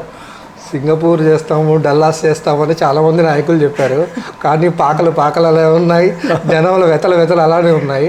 ప్రతి ఒక్కళ్ళు దాన్ని ఒక మోడల్గా చూపిస్తారు తప్ప, నిజంగా చెప్తారు తప్ప ఎవరికి అది సాధ్యం కాదని వాళ్ళకి తెలుసు, ప్రజలకు కూడా తెలుసు. అది ఓపెన్ సీక్రెటే, దానివల్ల ఏమయ్యేదేం లేదు. మళ్ళీ ఒకవేళ ఇప్పుడు ఇట్లా చూసుకుంటే ఫ్యూచర్లో జగన్ గారికి ఇప్పుడు ఏ పార్టీతో కలవకపోయినా షర్మిల గారు మళ్ళీ కలిసే అవకాశం ఉండొచ్చు అంటారా? అంటే వాళ్ళిద్దరు కలిసి పోటీ చేసే ఛాన్స్ ఉండొచ్చు అంటారా? లేదు, ఖచ్చితంగా లేదు. అంటే అసలు వాళ్ళిద్దరు విడిపోవడానికి ఏమంటారు అన్న రీజన్స్ అసలు? ఎందుకంటే ఒక సొంత అన్న ఇట్లా బ్రదర్ అండ్ సిస్టర్ ఇట్లా విడిపోవడానికి రీజన్స్ ఏమంటారు అసలు మీరు? అంటే యాక్చువల్గా ఏంటంటే ఇప్పుడు మనము రాజకీయాల్లో వాళ్ళు ఉన్నారు కాబట్టి, అంటే ప్రత్యక్షంగా మనకు కనపడుతున్నారు కాబట్టి అన్నా చెల్లెల విరోధం మనకు కనిపిస్తూ ఉంది. అంటే మనకి ఇప్పుడు అంటే మన జీవితంలో మన సమాజంలో చూస్తున్న మార్పులు చాలా వరకు ఈ అంటే మానవ విలువల్ని ఆర్థిక విలువలు డామినేట్ చేస్తున్నాయి ఎప్పుడు కూడా. అదేంటంటే మామూలు వ్యక్తుల కాడ నుంచి అంటే సెలబ్రిటీస్ వరకు రాజకీయ నాయకులకి అయితే మినహాయింపు ఏం కాదు. అంటే వాళ్ళు మనుషులే ఖచ్చితంగా. ఏంటంటే వాళ్ళ ఆర్థిక లావాదేవీల విషయంలో కానీ, ఆస్తుల విషయంలో కానీ, వాళ్ళ అహంకారపు చర్యల్లో కానీ ప్రతి అన్నా చెల్లెల్లో కూడా మార్పులు వచ్చాయి. అట్లనే ఇటు కూడా మార్పులు వచ్చి ఉండొచ్చు. ఖచ్చితంగా అది మార్పు అనేది క్లియర్గా కనిపిస్తూ ఉంది. కానీ కొంతవరకు ఏంటంటే జగన్మోహన్ రెడ్డి గారు జైల్లో ఉన్నప్పుడు పార్టీని షర్మిల గారు కొంతకాలం ఆమె కూడా బ్రతికించారు, జనాల్లోకి వెళ్ళారు, కొంత చేశారు. అంటే ఇంటర్నల్ ఏమేమి జరిగాయి అనేది పూర్తిగా పబ్లిక్కి తెలియకపోవచ్చు, కానీ జరిగిందే చూస్తారు కదా. కానీ ఇద్దరు కూడా కలిసే అవకాశం అయితే 100% లేదనుకుంటున్నాను. అంటే ఇప్పుడు ఒకవేళ వచ్చే ఎన్నికల్లో ఏమైనా మళ్ళీ వైఎస్ఆర్సీపీ వచ్చే ఛాన్స్ ఉందంటారా మీరు? ఉండొచ్చు, ఖచ్చితంగా ఉండొచ్చు. ఎందుకు ఉండొచ్చు అనుకుంటున్నానంటే యాక్చువల్గా ఇది ఏంటంటే లేబర్ ఫార్మినేషన్ ఉన్న హీరో, అంటే ఎవరైనా సినిమా ఇండస్ట్రీలో లేబర్ ఫార్మినేషన్ ఉన్న హీరో రాజకీయాల్లో లేబర్ ఫార్మినేషన్ ఉన్న లీడర్ని తొందరగా ప్రజల నుంచి డిస్కనెక్ట్ చేయలేం. ఎందుకంటే బాగా లేబర్కి కనెక్ట్ అయ్యే అంశాలు ఎవరైనా చేస్తే మాత్రం ఖచ్చితంగా జనం మాత్రం అట్లాంటి నాయకుడే కావాలని కోరుకుంటారు దాంట్లో. అంటే మేము కూడా విన్నామని ఇప్పుడు ఏంటంటే జగన్ గారు ఓడిపోవడానికి వన్ ఆఫ్ ది రీజన్స్ ఎమ్మెల్యేలు అయితే ఇంకొక రీజన్ ఏంటంటే ఈ రాజధాని గురించి, లేకపోతే తర్వాత ఈ ఐటీ కంపెనీస్, ఉద్యోగాభివృద్ధి ఇవన్నీ కొంచెం సరిగా అందలేకపోయినాయి. కానీ పథకాలు మాత్రం కరెక్ట్ అందినాయి అనేసి చాలామంది ఆడవాళ్ళ నుంచి అందినాయి. ఏంటంటే ఈ ఉద్యోగాభివృద్ధి, ఎందుకంటే ప్రజలకు అసలు వాళ్ళ స్వయం శక్తితో ఎదిగే అవకాశం లేదు. సో ఈ జాబ్స్ అనేది ఇస్తే వాళ్ళు స్వయం శక్తి మీద ఎదుగుతారు. సో మెయిన్ అదే ఆపేసారు, దానివల్లనే కొంచెం వైఎస్ఆర్సీపీకి ఎదురు దెబ్బ పడ్డది అనేసి కొంతమంది వాదన. కాకపోతే ఇది చాలా మంచి క్వశ్చన్. అంటే యాక్చువల్గా ఏంటంటే అంటే మన సమాజంలో ప్రజల్లో ఎప్పుడైనా కానీ ఆర్థిక మూలాలు పెరగాలి, ఆర్థిక అభివృద్ధి జరగాలి. నిజంగా అంటే అభివృద్ధి అనేది రోడ్లో, బిల్డింగ్లో, ఇన్ఫ్రాస్ట్రక్చరు అస్సలే కాదు. ఖచ్చితంగా కాదు అవి. ఎందుకంటే హ్యూమన్ డెవలప్మెంట్ ఇంపార్టెంట్. ప్రతి రాజకీయ నాయకుడు నేర్చుకోవాల్సింది హ్యూమన్ డెవలప్మెంట్. అంటే మన సమాజం అభివృద్ధి చెందినప్పుడు మాత్రమే కానీ మనం ఇన్ఫ్రాస్ట్రక్చర్ అయినా ఏదైనా మనం అన్ని రకాలుగా అభివృద్ధి అయినా లేకపోతే పరిశ్రమలైనా లేకపోతే ఏమైనా చేయొచ్చు. కానీ ఏంటంటే ఈ పేదరికాన్ని పూర్తిగా నిర్మూలించాలంటే ఫస్ట్ విప్లవాత్మక మార్పులు రావాల్సింది విద్యలో రావాలి. కానీ ఇప్పటి వరకు ఏంటంటే విద్యలో మార్పులు తీసుకురావాలంటే ఈ రోజు వరకు మనం ఒక హర్యానాని కానీ, ఒక పంజాబ్ని కానీ, ఒక ఢిల్లీని కానీ, ఒక వియత్నాం గురించి ఆలోచిస్తున్నాం. కానీ రీసెంట్గా జగన్మోహన్ రెడ్డి ఆంధ్రప్రదేశ్ కూడా యాడ్ అయింది. చాలా సంతోషకరం. ఎందుకంటే మన పక్కన ఉన్న తెలుగు రాష్ట్రం, మనం తెలంగాణలో ఉన్నాం, పక్కనున్న తెలుగు రాష్ట్రం నిజంగా విద్య విషయంలో మాత్రం విప్లవాత్మక మార్పులు తీసుకొచ్చింది. అంటే విద్య ఏంటంటే పేదరికాన్ని నిర్మూలిస్తుంది అన్న అంశం మనం చిన్నప్పటి నుంచి నేర్చుకుంటున్నాం. అది నిజం కూడా, వాస్తవం కూడా. అంటే ఆయన అడుగులు నిజంగా చెప్పాలంటే ఆకునూరి మురళి గారు మాజీ ఐఏఎస్ అధికారి, అందరికీ తెలిసి ఉండొచ్చు. కొత్తగూడెం ప్రాంతం చెందిన వ్యక్తి, చాలా మేధావి. ఇక్కడున్న కేసీఆర్ గారి పాలనకి ఖచ్చితంగా అటువంటి నాయకుడు, అటువంటి ఐఏఎస్ అధికారి, అంత గొప్ప మేధావిని తెలంగాణ ప్రభుత్వం ఉపయోగించుకోలేదు. కానీ జగన్ గారు ప్రభుత్వంలోకి అధికారంలోకి రాంగలోనే ఆకునూరి మురళి గారిని తీసుకొచ్చి అక్కడైనా అడ్వైజర్గా పెట్టుకొని ఒకటే మాట్లాడారు జగన్మోహన్ రెడ్డి గారు. ఏవండి, కీలక మార్పులు విద్యలో రావాలంటే ఖచ్చితంగా మనం మొత్తం సెటప్ మొత్తం చేంజ్ చేయాలంటే ఎంత ఖర్చు అవుతుంది ఏంటి అంటే, అయితే జగన్మోహన్ రెడ్డి గారు ఓపెన్గానే అనౌన్స్ చేశారు, 1500 కోట్ల రూపాయలు ఇస్తానండి నేను ఎడ్యుకేషన్కి చేయాలని ఉంది నాకు అని. అంటే ఆయన నాకు ఒక 2 రోజులు టైం కావాలి సార్ అన్నారు ఆకునూరి మురళి గారు. 2 రోజులు టైం తీసుకొని ఆయన వెళ్ళిన తర్వాత 2 రోజుల తర్వాత వచ్చారు. మొత్తం బడ్జెట్ అంతా వేసుకొచ్చి బడ్జెట్ చెప్పడానికి భయపడ్డారు ఆకునూరి మురళి గారు. 1500 కోట్లు ఇస్తారన్నారు, 16,000 కోట్లు అవుతుంది సార్ అన్నారు. 1500 కోట్లకి 16,000 కోట్లకి ఎక్కడ ఏంటి అంటే, సార్ ఇప్పుడు గవర్నమెంట్ స్కూల్స్లో బ్లాక్ బోర్డు కాడ నుంచి మొదలు పెడితే వాష్రూమ్స్ కాడ నుంచి, మినరల్ వాటర్ కాడ నుంచి, ఇన్ఫ్రాస్ట్రక్చర్ కాడ నుంచి, ఎన్విరాన్మెంట్ కాడ నుంచి హైజీనిక్గా ఉండాల్సిన అవసరం ఉంది. అంటే మంచి టీచింగ్ ఉండాలి, మంచి స్టాఫ్ ఉండాలి, ఇవన్నీ ఉండాలి. దీనిలో ఎవరు దళారీ వ్యవస్థ రూపాయి కూడా ఎవడు దళారీ తినకుండా ఉండాలంటే పేరెంట్స్ కమిటీని ఇన్వాల్వ్ చేద్దాం. దీంట్లో పేరెంట్స్ కమిటీని ఇన్వాల్వ్ చేస్తే పేరెంట్సే ఈ స్కూల్ని రక్షించుకుంటారు. దీనికి 16,000 కోట్ల రూపాయలు ఖర్చు అవుతుంది అని అంగంలోనే జగన్మోహన్ రెడ్డి గారు వెంబటే గ్రీన్ సిగ్నల్ ఇచ్చారు. విప్లవాత్మకమైన మార్పులు విద్యలో ఖచ్చితంగా ఆంధ్రప్రదేశ్ ప్రభుత్వంలో ఎక్కడెక్కడో పేర్లు వింటుంటే ఆంధ్రప్రదేశ్ ప్రభుత్వం మళ్ళీ కొత్తగా వినపడ్డది మనకు పేరు. అంటే అక్కడి నుంచి వచ్చే మేధావులు కానీ, విద్యలో వచ్చే కీలక మార్పులు కానీ, అక్కడి నుంచి వాళ్ళు ఉన్నత శిఖరాలు అవరోధించడానికి కానీ ఎవరైనా కానీ అక్కడి నుంచి మొదలవుతాయి. కాబట్టి ఆయన బీజం వేశారు. ఖచ్చితంగా ఆర్థిక ప్రణాళికకి ఒక బీజం పడ్డట్టే ఖచ్చితంగా. అంటే ఆయన సంక్షేమాన్ని మొదటి నుంచి గ్రౌండ్ లెవెల్ నుంచి తీసుకొచ్చారు కాబట్టి అదొకటి మాత్రం అద్భుతంగా జరిగింది. అంటే దాని తర్వాత ఏంటంటే సంక్షేమం కాడ నుంచి కూడా అభివృద్ధి అనేది ఒక్కొక్క మెట్టు ఎక్కుకుంటూ పోవాలి. కానీ ఏంటంటే ఇక్కడ మనకి తెలంగాణ చూస్తే రాజధాని కనబడుతుంది, ఆంధ్రప్రదేశ్ చూస్తే రాజధాని లేదు. అంటే సరిగ్గా ఆ ఇన్ఫ్రాస్ట్రక్చర్ కానీ దానికి కూడా పరిశ్రమలు లేవు, చాలా నిర్వీర్యం అయిపోతుంది, ఇక్కడ యువతకు ఉద్యోగ అవకాశాలు లేవు అనే దాని మీద ఏంటంటే కొంతవరకు అది క్రిటిసిజంకి గురి అయింది. అంటే ఆయన తీసుకున్నది చాలా మంచి కార్యక్రమమే. ఇంకేదైనా 5 సంవత్సరాలు ఉంటే దాని మీద ఏమన్నా అంటే చాలా వరకు మనం గమనించాల్సిందంటే లాక్డౌన్లో చాలా కాలం పోయింది. యాక్చువల్గా ఏంటంటే అసలు ఆ కాలాన్ని కూడా లెక్క అయ్యింది. అందరము ఇంట్లోనే ఉన్నాము, ఏవి కూడా కార్యక్రమాలు చేయడానికి లేవు, ఆలోచించడానికి లేదు. మన ప్రాణాలని, మన పిల్లల్ని, మన కుటుంబాన్ని, మన ఆరోగ్యాన్ని రక్షించుకోవడానికే పూర్తిగా మనం టైం కేటాయించాం. ప్రజాపాలన, సంక్షేమ పథకాలు ఇవన్నీ ఆలోచించే టైం కూడా లేదు. ఆ టైంలో కూడా నిలబడ్డారు. ఆయన వంతులో కార్యక్రమంగా ఆయన ముఖ్యమంత్రిగా ఏం చేయాలో చేశారు. అది. సో ఇప్పుడు చాలామంది సోషల్ మీడియా కార్యకర్తలు కానీ లేకపోతే పార్టీ కార్యకర్తలు కానీ ఒకరి మీద ఒకరు ఇష్టం వచ్చినట్టు వదిలేస్తున్నారు అన్న మాటలు. ఇప్పుడు ఇటు సైడ్ చూసుకుంటే కిరాక్ ఆర్పి కానీ, హైపర్ ఆది కానీ అంటే ఎట్లయిపోతున్నారంటే మనిషిని మిమిక్రీ చేయడం, వాళ్ళ మనోభావాలని దెబ్బతీయడము, ఇట్లా ఇష్టారాజ్యంగా చేస్తారు. అసలు వీళ్ళ పరిస్థితి ఏంటంటారు అన్న? ఎందుకంటే అసలు ఇట్లా చేయడం అవసరం అంటారు వాళ్ళకి? అసలు ఇప్పుడు ఒక పార్టీని ఇప్పుడు ఓకే మాట్లాడాలనుకుంటే వాళ్ళ సమస్యల గురించి మీరు ప్రజలకు ఏం చేసిర్రు, ఏం చేయలేదు అనే దాని మీద మాట్లాడాలి. కానీ వాళ్ళని మిమిక్రీ చేయడం, ఇట్లా ఇష్టం వచ్చిన మాటలు అనడం ఎంతవరకు కరెక్ట్ అంటారు అసలు మీరు? అంటే వాళ్ళు నేర్చుకోవాల్సింది ఏంటంటే వాళ్ళు మాట్లాడేది కామెడీ షోలు కాదు, ఇది సినిమా వ్యవస్థ కాదు, లేకపోతే బయట ఎక్కడన్నా రికార్డింగ్ డ్యాన్స్ కాదు. ఇదేంటంటే పూర్తిగా రాజకీయం. అంటే ఇది ప్రజాపాలన అంటే ఈక్వల్ టు మనకేంటంటే మన ప్రజాప్రతినిధులు ఏంటంటే మనకు దేవుళ్ళు ఉన్నారో తెలియదు, కానీ వీళ్ళు ఏంటంటే మధ్యలో మనకి ఎట్లా అంటే మనకి మధ్యవర్తుల్లాగా ఇట్లాంటి వాళ్ళు అనమాట. అంటే ప్రజలే దేవుళ్ళు సమాజమే దేవాలయము అనే గొప్ప గొప్ప మాటలు మనకి అనేవి ఉన్నాయి. అటువంటిది వీళ్ళు ఏంటంటే అలాంటి ప్రక్రియను కూడా, అంటే వీళ్ళు ఎక్కడి నుంచి వచ్చారు అనే దాని గురించి ఆలోచిస్తే వీళ్ళు మన ప్రజాస్వామ్యంలో ఉన్నాం కాబట్టి ఇలా మాట్లాడడం ఎంతవరకు కరెక్ట్ అని వాళ్ళకి పూర్తి విజ్ఞత ఉండాలి. ప్రజలు మన గురించి ఏమనుకుంటారు, రాజకీయాలు ఇంతగా దిగజారిపోయాయా, రాజకీయాలు ఇంతగా హేళనకు గురవుతున్నాయా అనేది దాంట్లో కూడా మీరున్నారు. మీరు తెలుసుకోవాల్సింది అంటే దాంట్లో కూడా మీరున్నారు. అది వాళ్ళు పూర్తిగా తెలుసుకోవాల్సిన విషయం. ఒకవేళ చంద్రబాబు నాయుడు గారి అంటే ఆయన ఏజ్ అయిపోతుంది కాబట్టి నెక్స్ట్ పొజిషన్ పవన్ కళ్యాణ్ అంటారా, నారా లోకేష్ అంటారా?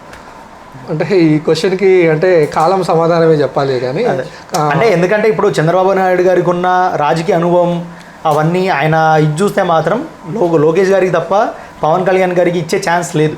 కానీ ఏంటంటే చాలామంది జనసేన పార్టీ కార్యకర్తలు కానీ ఫ్యాన్స్ కానీ చాలామంది కోరుకుంటారు ఏంటంటే ఒకవేళ అట్లా జరిగితే మామూలుగా పవన్ కళ్యాణ్ గారికి సీఎం ఛాన్స్ ఉండాలనేసి చాలామంది కోరుకుంటారు. సో ఇది జరుగుతుంది అంటారా? అంటే ఎప్పుడు కూడా ఏంటంటే రాజకీయాల్లో ఎప్పుడు కూడా వారసత్వానికే మొదటి పీట వేస్తారు ఖచ్చితంగా. ఎందుకంటే వాళ్ళకి మొదటి నుంచి ఫాలోవర్స్ ఉంటారు. వాళ్ళు ఆటోమేటిక్గా గ్రౌండ్ ప్రిపేర్ చేస్తుంటారు ఎప్పటికప్పటికే. వారసుడే కావాలని, వారసుడినే వాళ్ళు బలపరచాలని కూడా వాళ్ళకు కూడా ఉంటుంది. ఖచ్చితంగా ఏంటంటే కాలం సమాధానం చెప్తుంది ఖచ్చితంగా దానికి ఎవరు ఉంటారు అనే దానికంటే. వాళ్ళు ఏంటంటే రాజశేఖర రెడ్డి గారిని కూడా ఒక మాట అడిగారు. ఒక మాట అడిగితే ఆయన చాలా హుందాగా చెప్పారు. తర్వాత మీ వారసుడు జగన్మోహన్ రెడ్డి గారు అంటారా అంటే ఆయన అన్నారు, ఎవరి శక్తిని బట్టి వాళ్ళు వస్తారన్నారు సింపుల్గా. అంటే వీళ్ళ శక్తిని బట్టి, ఎవరి శక్తిని బట్టి వాళ్ళు వస్తారు. నిజంగా అంటే ముఖ్యమంత్రి తర్వాత మళ్ళీ వారసుడు ముఖ్యమంత్రి అవుతాడని అన్ని చోట్ల కుదరకపోవచ్చు. ఇప్పుడు వాస్తవం చెప్పాలంటే జగన్మోహన్ రెడ్డి గారు ఆ పార్టీలో లేకుంటేనే ఆయన సొంతంగా పార్టీ పెట్టుకుని ఆయన ముఖ్యమంత్రి అయ్యారు. అంటే యాక్చువల్గా వారసత్వ రాజకీయాలు కాదు. అంటే ఎంత కొంత నాన్నగారి ఇమేజ్, రాజశేఖర రెడ్డి గారి ఇమేజ్ కొంత ఉండొచ్చు, కానీ పూర్తిగా అది ముఖ్యమంత్రి అవ్వడానికి మాత్రం ఉపయోగపడదు. పూర్తిగా ఆయన ఇండిపెండెంట్గా వచ్చారు కాబట్టి అది ఫ్యూచర్లో చూడాలి మరి సమయం. జగన్ గారి 2.0 ఉండబోతుందంటారా వచ్చే ఎలక్షన్స్లో? అంటే ఆయన కొంచెం అంటే ఆయన ఎక్కడెక్కడ మిస్టేక్స్ జరిగాయి అనేది ఆయన పూర్తిగా కొంచెం ఆలోచనలో పడ్డారు. అంటే కార్యకర్తలకే పెద్దపీట అనేది ఒకటి మాట్లాడారు. అంటే కార్యకర్తలకి బలం లేని ఏ పార్టీ కూడా, కార్యకర్తల బలం లేదంటే కార్యకర్తలే పునాది. ఏ పార్టీకైనా కార్యకర్తలే పునాది. కార్యకర్తలకే పెద్దపీట అన్నారు.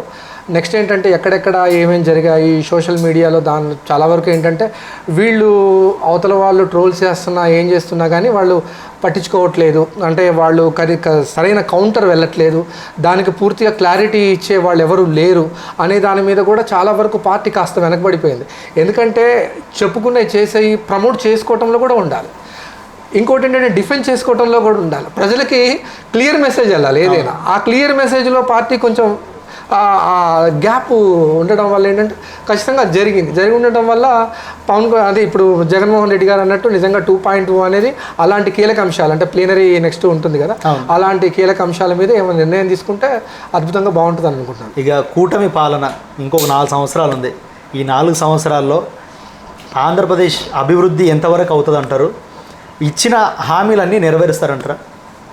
అంటే ఇచ్చిన హామీలు అంటే వాస్తవం చెప్పాలంటే హామీలు అనేవి నిజంగా వాళ్ళు ఇచ్చేటప్పుడు ఇది మనం ప్రజల్లోకి తీసుకెళ్లేటప్పుడు ఈ హామీలు నెరవేరుతాయా లేదా అనేది వాళ్ళకు కూడా డౌట్. ఎందుకంటే ఏదో రకంగా ప్రజల దగ్గర నుంచి అధికారం లాక్కొని వీళ్ళు అధికారం తీసుకోవాలి అనే దాని మీద వాడు 1000 ఇస్తానంటే వీళ్ళు 2000, 4000 ఇస్తానంటే 5000, ఇట్లా ప్రజల్ని ఆశ చూపి వాళ్ళు ఎమ్మటే వాళ్ళు అనౌన్స్ చేశారు తప్ప నిజంగా మన దగ్గర అన్ని ఆర్థిక మూలాలు ఉన్నాయా, నిజంగా సంక్షేమం చేయగలిగితే అన్ని పథకాలు చేయగలిగితే నిజంగా ఇక్కడ ఆర్థిక వ్యవస్థ అనేది నిలబడుతుందా లేదా అనేది వాళ్ళకు పూర్తిగా ప్రభుత్వానికి ఒక అవగాహన ఉంటుంది. కానీ ప్రజలకు హామీలు ఇచ్చినప్పుడు మాత్రం అంటే ఒకటి ఎప్పుడు కూడా మనకి నానుడి ఒక మాట ఉంది, ఏ ప్రభుత్వాలైనా విద్య వైద్యం గురించి సరైన నిర్ణయాలు తీసుకోవు ఆ ప్రభుత్వం జనాల్ని మోసం చేసినట్టే. అంటే వీళ్ళు చెప్పినా చేయకపోయినా వాళ్ళు నేరుగా మోసం చేసినట్టే అని ఉంటుంది. కానీ ప్రజలు మాత్రం ఏంటంటే ఖచ్చితంగా ప్రజలు వాళ్ళు సంక్షేమం అంటే మన దౌర్భాగ్యం, సంక్షేమ పథకాలలోనే డిపెండ్ అయి ఉండడం అనేది మన వ్యవస్థ దౌర్భాగ్యం. అది కానీ వాళ్ళు ఎదురు చూస్తున్నారు అంటంలో తప్పేమీ లేదు. అంటే వాళ్ళకి కుదరక, వాళ్ళకి ఆర్థిక మూలాలు సరిపోక వాళ్ళు ఖచ్చితంగా డిపెండ్ అవుతున్నారు. కాబట్టి ఎంతో కొంత చేసి వాళ్ళకి సంక్షేమం పూర్తిగా ఇవ్వకున్నా కానీ సంక్షేమం ఎంతో కొంత ఏర్పాటు చేసి వాళ్ళు వ్యక్తిగతంగా నిలబడాలంటే ఎలాంటి పరిశ్రమలు తీసుకురావాలి, లేకపోతే వాళ్ళు ఆర్థికంగా పుంజుకోవడానికి ఎలాంటి కార్యక్రమాలు చేపట్టాలని పూర్తిగా సంక్షేమ కార్యక్రమాలను డబ్బు ఇవ్వడం కూడా కాకుండా వాళ్ళు ఆర్థికంగా నిలబడాలంటే ఎటువంటి కార్యక్రమాలు చేయాలని ఒక స్టాండ్ తీసుకుంటే ఖచ్చితంగా ఆ పార్టీకి దాటి ఓట్లు ఎటు వెళ్ళవు. అది మాత్రం పూర్తిగా రాజకీయాలు గుర్తుపెట్టుకుంటే చాలా బాగుంటుంది. ఇప్పుడన్నా పిఠాపురంలో ఒకవేళ పవన్ కళ్యాణ్ గారు సింగిల్గా వస్తే గెలుస్తారంటారా? వర్మ పరిస్థితి ఏంది అసలు అప్పుడు? అంటే యాక్చువల్గా ఏంటంటే వర్మ గారి అంటే అంటే ఆయన ఖచ్చితంగా ఆయన సహకారం చేశారు. ఖచ్చితంగా ఈయన గెలుపులో ఆయనది ఎంత లేదన్నా పాత్ర ఉంది ఖచ్చితంగా. తర్వాత గెలిచినప్పుడు తర్వాత ఈయన పవన్ కళ్యాణ్ గారు ఎప్పుడైతే గెలిచారో ఆయన మీద విమర్శలు స్టార్ట్ అయినాయి. అతన్నే తొక్కే ప్రయత్నం చేశారని నడుస్తుంది. సింగిల్గా అయితే అంటే అప్పుడుకున్న పరిస్థితులకి వర్మ గారి సపోర్ట్ వల్ల ఖచ్చితంగా గెలిచారని పూర్తిగా తెలిసిపోతుంది. ఆ విషయంలోనే చాలా వరకు ప్రజల్లో కూడా రాద్ధాంతం కూడా జరుగుతుంది, ఇప్పటికి కూడా జరుగుతుంది. అన్న మళ్ళీ చూసుకుంటే ఇంతకుముందు వాలంటీర్ వ్యవస్థ అనేది మంచి పనిచేసింది. ఇప్పుడు ఏకంగా వాలంటీర్ వ్యవస్థనే తీసిపడేసారు. సో దాన్ని మీరు ఎట్లా చూస్తారని అసలు వాలంటరీ వ్యవస్థ ఏంటంటే ఫస్ట్ మన ఢిల్లీ సీఎం అరవింద్ కేజ్రీవాల్ గారు వాలంటరీ వ్యవస్థను తీసుకొచ్చారు. అసలు యాక్చువల్గా ఏంటంటే మధ్యలో రాజకీయ నాయకుల్లో దళారీ వ్యవస్థ ఉండొద్దు, దళారీ వ్యవస్థ అనేది ఉండొద్దు. ఆ దళారీ ఎవరు మధ్యలో రూపాయి తినద్దు, ప్రజల్ని వాళ్ళు ఇన్ఫ్లుయెన్స్ చేయొద్దు. డైరెక్ట్గా నీకేమైతే ఉందో ప్రజల తరపున వాళ్ళు రిప్రజెంటేషన్ తీసుకొని డైరెక్ట్గా వాళ్ళు ఇచ్చేశారు. కాబట్టి అంటే వాళ్ళకి ఏం కావాలన్నా కానీ వాళ్ళ ఇంటి ముందుకు వచ్చింది సంక్షేమం. ఆ వాలంటరీ వ్యవస్థ అనేది అద్భుతమైన వ్యవస్థ. అంటే ఎక్కడో వాలంటరీలో అంటే ప్రతి కంపెనీలో ప్రతి సమాజంలో అందరూ మనుషుల్లో నుంచే వెళ్తారు. అది ఓన్లీ వాలంటరీ వ్యవస్థలోనే అలాంటి మనుషులు ఉండరు, లేకపోతే ప్రతి చోట ఉంటారు, అందరూ జనాల నుంచే వెళ్తారు. కాబట్టి వాలంటరీ వ్యవస్థలో ఎక్కడక్కడ చిన్న లోపాలు ఉండొచ్చు, కానీ అది అద్భుతమైన ప్రక్రియ. అంటే రాజకీయంలో ఇప్పుడు మన తెలుగు రాష్ట్రాలు ఇంతవరకు వాలంటరీ వ్యవస్థ తెలంగాణలో కూడా లేదు. అది అరవింద్ కేజ్రీవాల్ గారు ఒకరు చేశారు, అది అద్భుతమైంది. ఎందుకంటే వాలంటరీ వ్యవస్థ ఏంటంటే అంటే ప్రభుత్వానికి ఈ ప్రజలకి మధ్య వాళ్ళకు అనుసంధానకర్తగా ఉండి వాళ్ళు ఏంటంటే ఎక్కడ దళారీ వ్యవస్థ లేకుండా ఖచ్చితంగా చేశారు. అది మాత్రం అద్భుతమైన ప్రక్రియ. రేషన్ వాహనాలు కూడా ఆపేసారన్న. అంటే రేషన్ వాహనాలు ఏంటంటే ఇప్పుడు రేషన్ ప్రక్రియ కూడా ఇంటి ముందుకు వచ్చి బియ్యం ఇచ్చి వెళ్ళడం అనేది చాలా మంచిది. అది అంటే ఎందుకంటే ఏంటంటే వాళ్ళ ఇంటి ముందుకే వస్తుంది. లేకపోతే మనం ఎప్పటి నుంచో కొన్ని సంవత్సరాల నుంచి రేషన్ లైన్లో నిలబడి ఇవన్నీ చేసే దానికంటే కూడా ఇంటి ముందుకే రేషన్ బియ్యం తీసుకొస్తే ఇప్పుడు రేషన్ ఇంటికి తీసుకురావడం వల్ల వచ్చిన నష్టం ఏంటి, వీళ్ళకి వచ్చిన లాభం ఏంటి? అలాంటి వాటికి ఏంటంటే ప్రజల్ని కొంచెం ఏంటంటే ప్రజల్ని కూడా మనం కొంచెం వాళ్ళని కూడా గౌరవించాలి ఖచ్చితంగా. వాళ్ళ ఆర్థిక స్థితిగతులు ఎట్లా ఉన్నప్పటికీ ప్రజల్ని కూడా కొంచెం మానవత్వంతో మనం వ్యవహరించాల్సిన అవసరం ఉంది. ఇప్పుడు దళారీ వ్యవస్థ, ఈ వాలంటరీ వ్యవస్థ లేకపోతే వీళ్ళకి అంటే ప్రజలకి చాలా వరకు అవగాహన ఉండదు. ఏ పథకాన్ని ఎవరికి వెళ్ళి అడగాలి, ఎంత దూరం వెళ్ళాలి, కనీసం వాళ్ళ దగ్గర బస్సు ఛార్జీలు కూడా ఉండవు ఎక్కడైనా వెళ్ళడానికి. ఏదైనా ఆఫీస్కి వెళ్ళాలంటే డబ్బులు ఉండకపోవచ్చు, వాళ్ళు దిక్కుచోతల పరిస్థితుల్లో ఉంటారు. అదే వాలంటరీ ఇంటి ముందుకు వచ్చేస్తే మీ సమస్య ఏంటంటే ఆటోమేటిక్గా ఇంటికి వచ్చేసి క్లియర్ అయిపోతుంది కదా. అంటే పార్టీలకు అతీతంగా అది ఏ పార్టీ అయినా కానీ ఖచ్చితంగా పార్టీలకు అతీతంగా ఖచ్చితంగా వాళ్ళకి ఏంటంటే మానవతా కోణంతో వాటిని చూడాల్సిన అవసరం ఉంది. రేషన్ బియ్యం కానీ వాలంటరీ వ్యవస్థ కానీ అద్భుతమైనవి. అది మాత్రం మంచి ప్రక్రియ యాక్చువల్గా రాజకీయాల్లో. అవి కూడా చేస్తే బాగుండేది. అంటే ఇటువంటి వాళ్ళ మీదే రాజకీయాల మీద కాస్త వీళ్ళకి ఏంటంటే కొంచెం అసహనం ఏర్పడుతుంది అనమాట. అది మంచి పథకం తీసేశారు కదా, అంటే జనాలు బయటికి వెళ్ళి తెచ్చుకోవడం అనే దానికంటే ఇంటి ముందుకు వచ్చిన వాళ్ళ నష్టం ఏమి లేదు కదా, ప్రజలకు ఉపయోగపడుతుంది. వాళ్ళకి వెళ్ళలేని పరిస్థితులు ఉండొచ్చు, కొంతమంది కుటుంబంలో కుదరకపోవచ్చు, ఇంట్లో పని చేసుకుంటూ ఉండొచ్చు, బయటికి వెళ్ళి ఉండొచ్చు. వాళ్ళకి ఏంటంటే వాళ్ళకి అన్ని రకాలకు ఉపయోగపడుతుంది. కాబట్టి మంచి అద్భుతమైన ప్రక్రియ అది.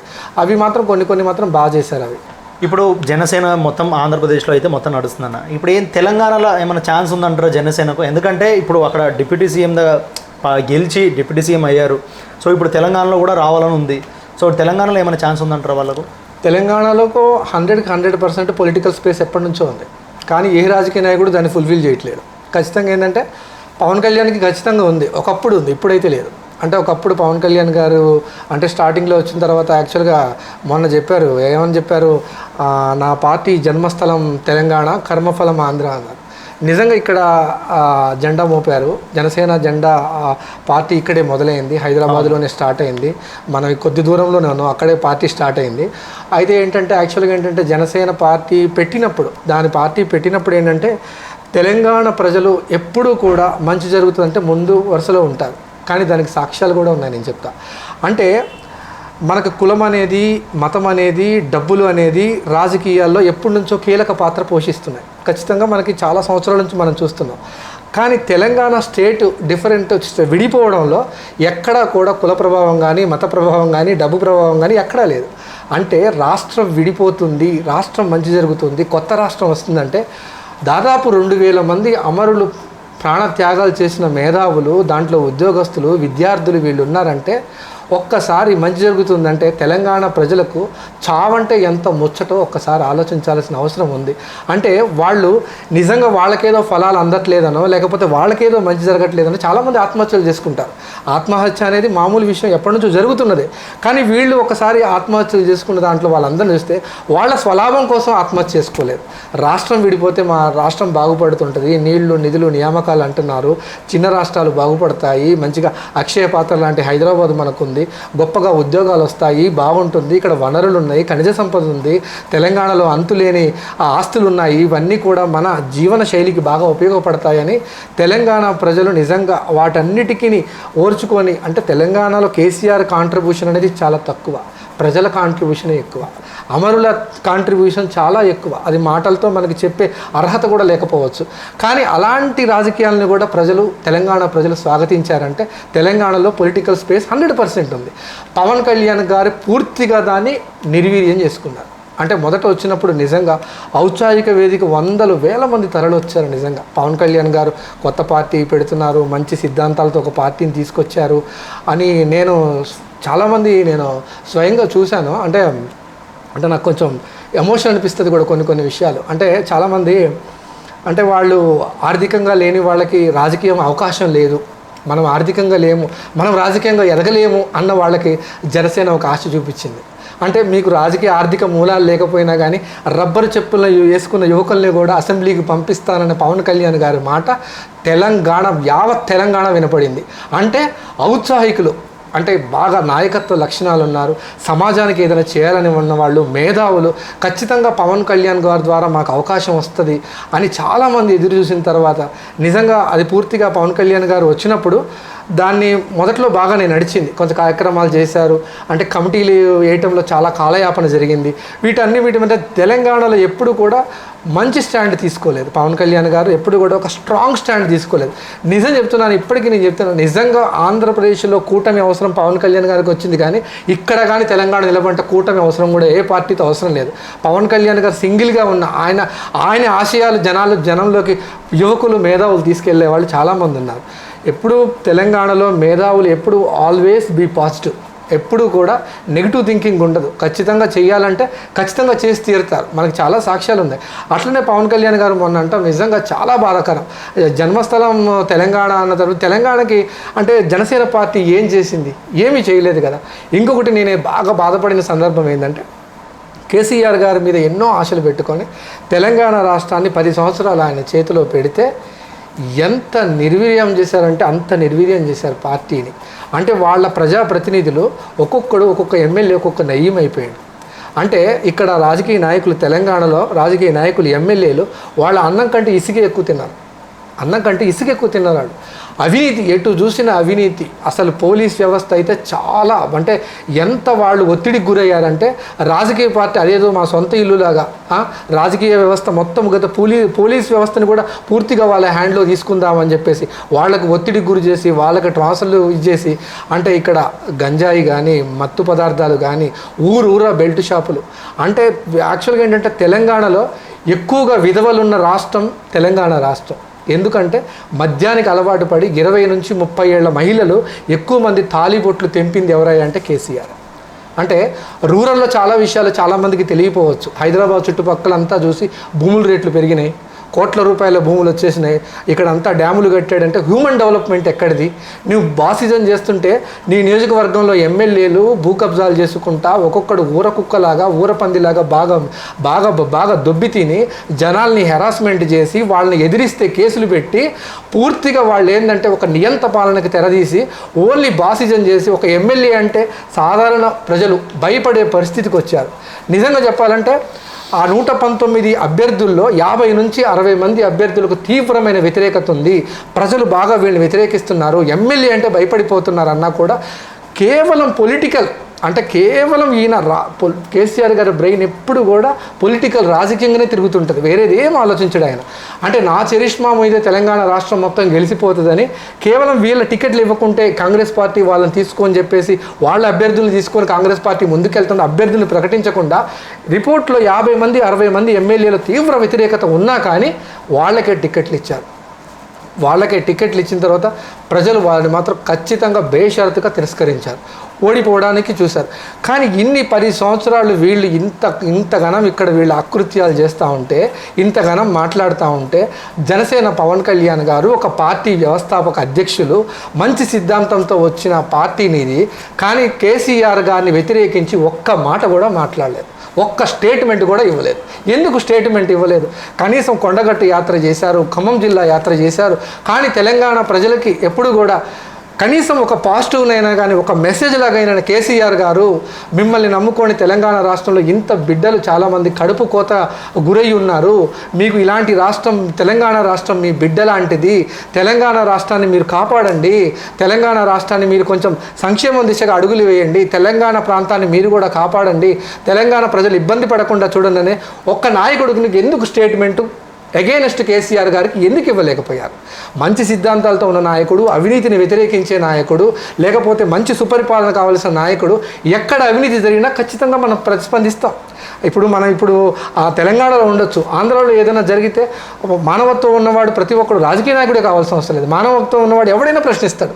సోషల్ మీడియా ముందు మైకి పెట్టినా లేకపోతే ఎవరైనా అడిగినా కానీ అది చాలా తప్పు కదా అని అంటారు.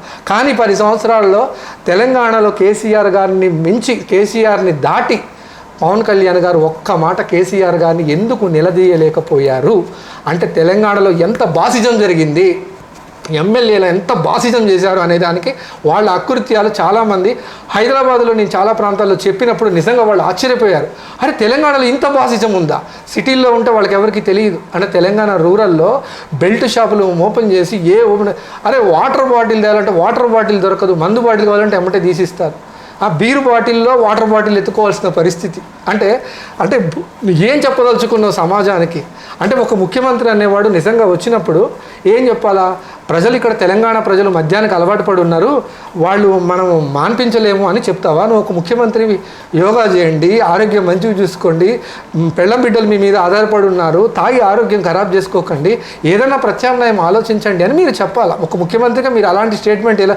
ఇక్కడ ప్రజలు మద్యానికి అలవాటు పడిపోయి ఉన్నారని ఊరూరా బెల్ట్ షాపులు చేసిన తర్వాత నీకెందుకు కనీసం తెలంగాణ పార్టీ వ్యవస్థాపక అధ్యక్షుడు తెలంగాణకు జెండా మోపినప్పుడు నువ్వు తెలంగాణలో ఎందుకు నువ్వు ప్రశ్నించలేదు? ఇవన్నీ ఇప్పుడు నేను అడిగిన ప్రశ్నలు కావు, నేను చెప్పిన విషయాలు కాదు. తెలంగాణలో ఎవరిని అడిగినా చెప్తారు. కేసీఆర్ గారు ఓటమికి చాలా కారణాలు ఉన్నాయి. నేను అదే చాలా వరకు నేను కూడా ఒక పాట రూపంలో కూడా చెప్పాను నేను దాన్ని. త్యాగధనుల రక్తంతో పురుడు పోసుకున్న నేల రౌడీలు రాబందులు రాజ్యమేలుతారా, మేధావులు కలలుగన్న పసిడి పూల తెలంగాణ దొరల గడి లోపల భజన పూజకేనా, వీధి దీపాల కంట తెలంగాణలోన అరే బెల్ట్ షాపు తోరణాలే అడుగడుగున, ముక్కు పొచ్చలారని మన యువకుల పైన కురుస్తున్నదంట గంజాయి వాన, రండి రండి రండి రండి రండి కదలి రండి, రండి రండి రండి రండి సామాజిక తెలంగాణ సాధనకై రండి. నేను పాటతో ప్రశ్నించిన అవన్నీ జరిగిన విషయాలే, కానీ పవన్ కళ్యాణ్ గారు ఎందుకు ప్రశ్నించలేదు? కానీ ఎప్పుడు గుర్తుపెట్టుకోవాల్సిందంటే తెలంగాణలో జెండా మోపితే మీ సిద్ధాంతాలు కరెక్ట్గా ఉన్నాయని పవన్ కళ్యాణ్ గారు ఎప్పుడు గినక స్టేట్మెంట్ ఇవ్వగలిగితే ఖచ్చితంగా పొలిటికల్ చేంజ్ అనేది తెలంగాణలో ఎప్పుడూ మార్పుకు సిద్ధమయ్యే ఉంది, మార్పు ఖచ్చితంగా వస్తుంది. పవన్ కళ్యాణ్ గారికి మీ ద్వారా మీ టీవీ ద్వారా నేను చెప్పాలనుకున్నది నేను చెప్తున్నాను. ఓకే అన్న, థ్యాంక్ యూ సో మచ్. ఈరోజు మా ఆహ్వానం వచ్చి ఒక విలువైన సమాచారాన్ని తర్వాత ఒక నీట్గా ఎక్స్ప్లెయిన్ చేశారన్న. ఇప్పుడు మీకు తెలిసింది ఒక ఆంధ్రప్రదేశ్ రాజకీయం గురించి కానీ, ఇటు తెలంగాణ ఇప్పుడు కేసీఆర్ చేసింది కానీ ఒక పూర్తి క్లుప్తంగా ప్రజలకు అర్థమయ్యేటట్టు నీట్గా చెప్పారు. అది మీకు నిజంగా చాలా బాగా అనిపించింది. ఈరోజు మిమ్మల్ని ఇంటర్వ్యూ చేయడం కూడా నాకు కూడా చాలా బాగా అనిపించింది. Thank you so much. So ఇది ఈరోజు వీడియో మీ అందరికి నచ్చుతున్నా ఆశిస్తున్నా. మీ అందరికీ ఈ వీడియో నచ్చినట్లయితే లైక్, సబ్స్క్రైబ్ అండ్ షేర్ చేయండి అండ్ మా ఛానల్కి సపోర్ట్ చేయండి. అన్న పేరు సంగ్యపు శ్రీనివాస్ గారు, కవి, రచయిత. ఈ అన్న వీడియోస్ కూడా చూస్తుండండి. సో మరిన్ని ఇంట్రెస్టింగ్ వీడియోస్ అండ్ ఇంటర్వ్యూస్ కోసం మన ఛానల్ చూస్తూనే ఉండండి. Thank you.